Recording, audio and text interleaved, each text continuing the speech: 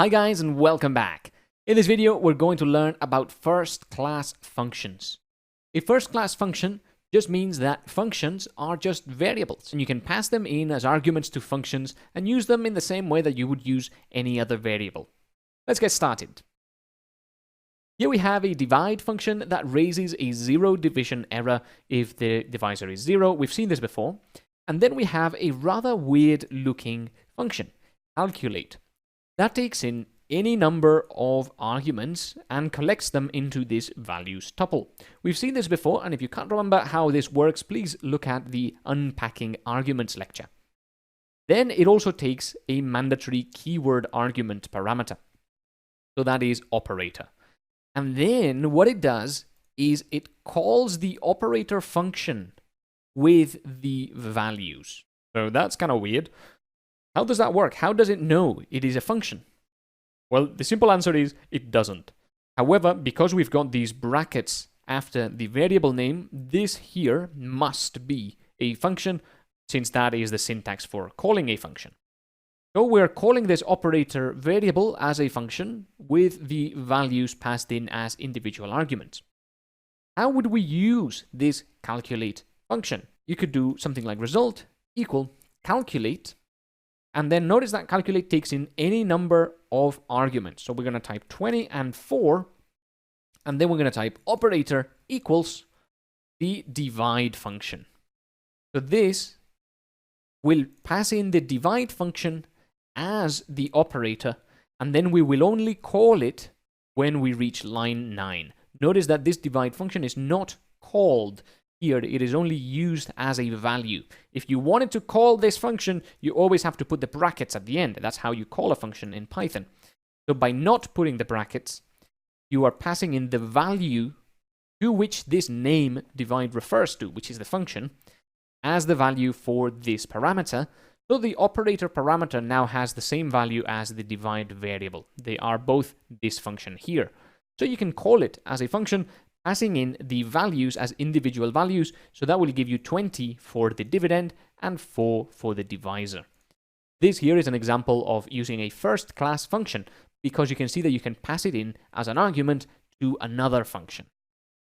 Functions in Python are just variables that happen to be callable. You can call them with the brackets at the end, but they are no different than any other value other than that. So now you can print the result if you like, and you'll see that that has indeed called the divide function, and you get 5.0. If you change this to a 0, though, you will end up with a traceback because you tried to divide by 0.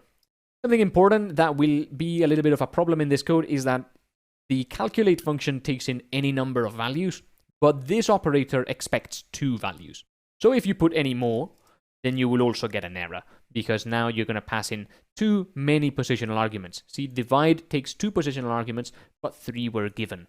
So that is a small problem with this code here, but anyway, the point of it was to show you how first-class functions work. Let's do another example. I'm going to define a search function that takes in a sequence of things to search through.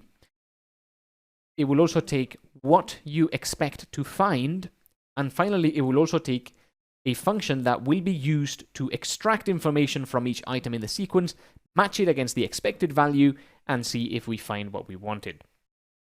So we will iterate over the sequence. Then we will run the finder function on the element and see if it is equal to the expected value. And if it is, we will return the element. Otherwise, we will raise a runtime error, saying something like, could not find an element with expected.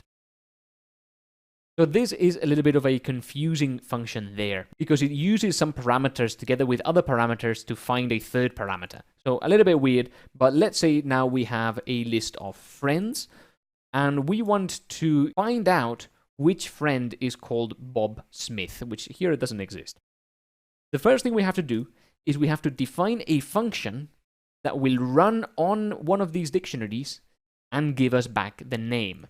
So we will say get friend name, and we will make it take 1 parameter, and we'll say return friend name. So here we have a function that if we run it on an element in this sequence, will give us back the name property of that element, be that what it may. Remember, this may fail if the element doesn't have a name property. Then we're going to print out the search, which is this function up here. We're going to pass in the friends as our sequence. So this search function is going to iterate over our friends. Then we're going to look for Bob Smith. And finally, how we're going to extract that value from each element is going to be by the getFriendName function.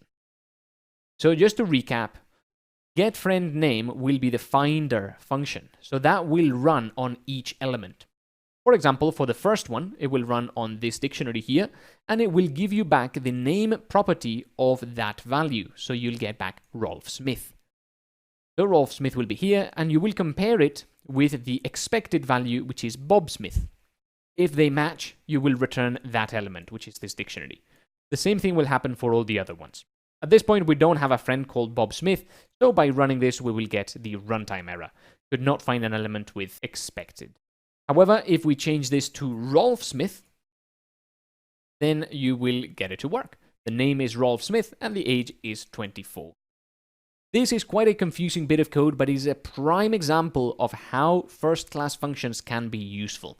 So I would recommend giving it a go, playing around with it, see if it makes sense. And if it doesn't, please ask a question in the course Q&A. Of course, we're always happy to help. This is also a great place to use a lambda function. So instead of using that function, you can just define something like this and just create it there where it is used. This is an alternative. No one is better than the other. You can do what you prefer. The other one's slightly longer, but it does have a nicer name because you get the function name and it tells you what it does.